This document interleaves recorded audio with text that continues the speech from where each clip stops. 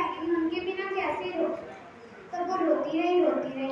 आखिरकार कृष्ण जी इनके सामने आए और बोले कि तुम रोती क्यों हो? ऐसा करो, जब ढूंढ रही होगी ना मुझे, मैं अपनी चींटी इस तरह से खड़ी कर दूंगा और तुम्हें परेशानी नहीं होगी। तुम्हें पता लग जाएगा कि कृष्ण जी यहाँ है, तो तुम मुझे ले जा सकती हो साथ। और वो बड़ी आराम से विश्राम करती है। और जब सुबह होती है, 100 मूर्तियों में कृष्ण जी रख देते हैं और वो ढूंढने लग जाती है। आंखों पर पट्टी होती है और हाथ लगाकर देखती है। जब वो हाथ लगाती है तो जो 5वें नंबर पर मूर्ति होती है वही कृष्ण जी थे और उन्होंने अपनी चींटी खड़ी कर ली थी।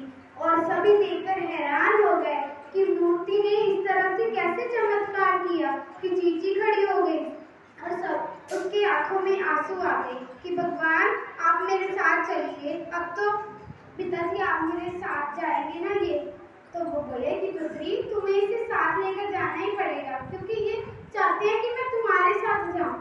वो और किसी के साथ रहना ही नहीं पसंद करते, तुम तो उसके साथ ही जाना पड़ेगा। और उसकी डोली तभी जाती है और वो फिर कृष्ण जी के नाम लेती है। और वहाँ पर जो भी होते हैं वो कहते हैं कि हमें कृष्ण जी को पाला करनी है। और एक दिन वो क्या कहती है कि कहीं जाना था और कृष्ण जी को भी साथ लेकर जाना पड़ेगा, लेकिन वहाँ पर कृष्ण जी को मानते ही नहीं थे।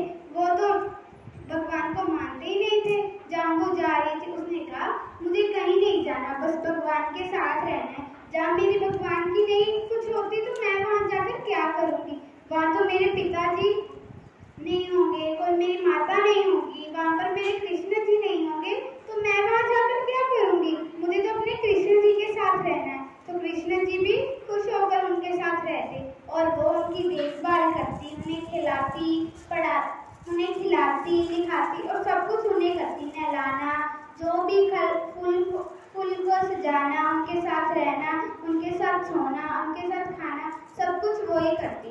और एक दिन जिसके साथ उसका विवाह हुआ वो बोला कि तुम क्या ये करती रहती हो, मुझे नहीं अच्छा लगता, ना तुम अच्छे से खाना बनाती हो, बस इनके साथ ही लगी रहती हो। ऐसा करो तुम मुझे अपने पिताजी के पास भेज दो। तो पिताजी बोले कि तुम मेरी बेटी के साथ ऐसा क्यों करती हो, वो तो कृष्ण जी के नहीं ला सकती ना।